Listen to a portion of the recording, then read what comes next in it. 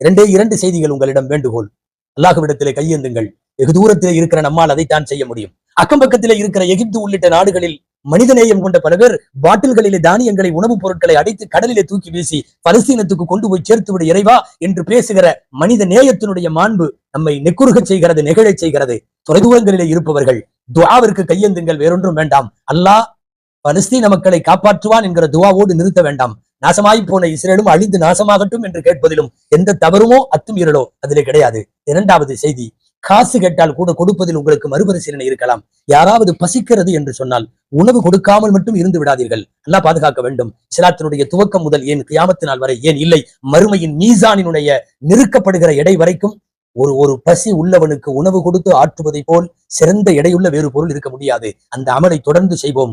ஜெகத்திற்கு உணவளிப்போம். தனி மனிதனுக்கு உணவில்லை எனில் ஜெகத்தினை அடிப்போம் என்கிற அந்த மூதுரையை உலகத்திற்கு உரத்து சொல்லுவோம்.